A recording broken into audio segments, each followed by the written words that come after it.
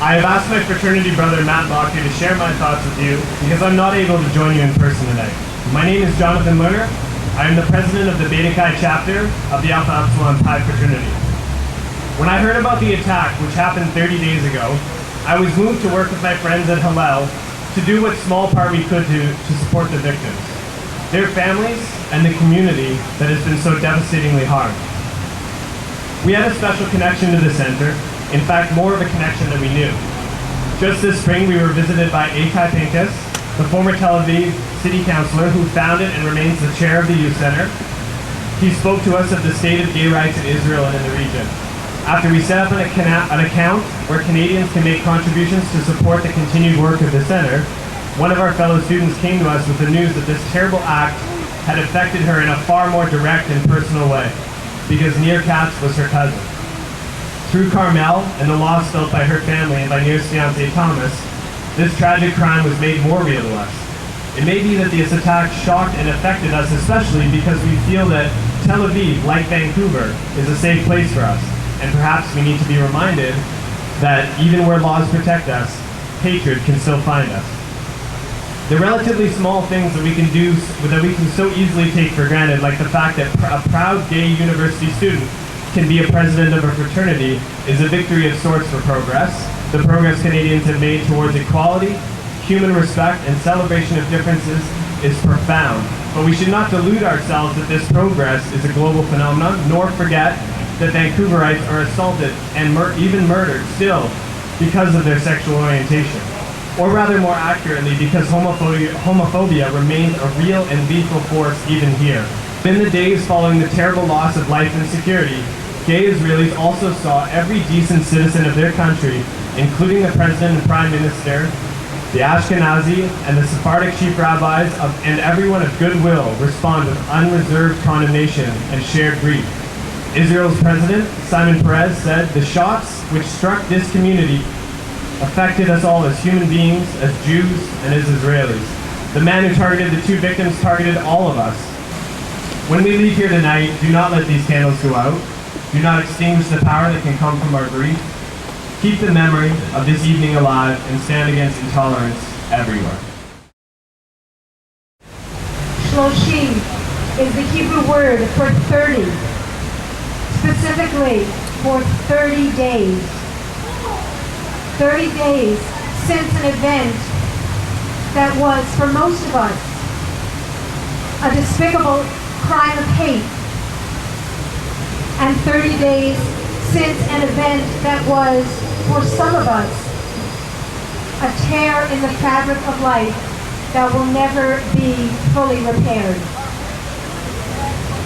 The Hebrew Bible, specifically the Torah, says that when our teacher Moshe died, the people mourned him for 30 days. It took 30 days for the people to begin to process their loss. It took 30 days till an entire nation was ready to begin to move on. These days, an event is in the media for a few days, and then public interest seems to just move on.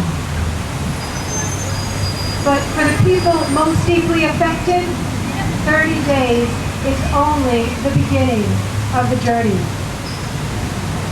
Outrage, anger, grief, and the need for activism and public speech do not just go away in a few days.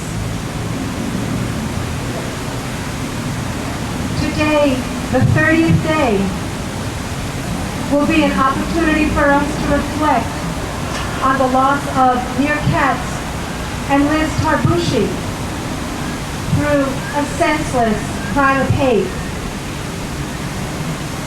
Youth and young adults who were sharing of themselves to further the dignity and the success of other human beings were attacked, it seems, for doing just that.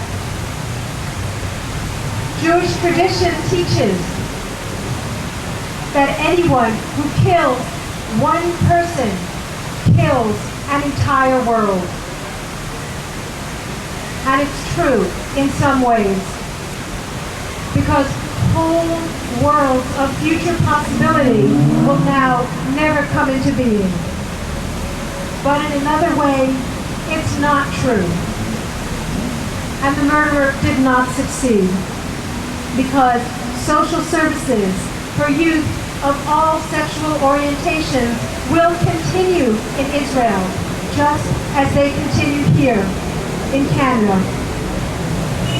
Jewish tradition also teaches that defaming a person is equivalent to killing them. And sometimes we say this means that if you ruin a person's reputation, you ruin their chances to do what they would like to do in life. But in the case of a hate crime, this teaching is absolutely literal. Defaming a person is equivalent to killing them. One person speaks out with inflammatory hate speech. Another person hears the speech and picks up a weapon. And we know what the result is. I would like to say thank you to the Hillel Foundation, to Alpha Epsilon Pi, and to everyone who is here for standing together against hate, hate speech, acts of hate, violence motivated by hate. As Matt said, the Hillel Foundation recently launched a special account through which Canadians can make donations to support the Tel Aviv Gay Youth Center. After this account was established, Carmel Tanaka reached out to the Hillel Foundation. Carmel's cousin was Nir Katz, who, along with Liz Tarbushi, was killed during the attack on August 1st. Carmel is a Canadian Israeli and a recent graduate of UBC. Carmel will share some of her own thoughts, and she'll also share messages from some of her family in Israel.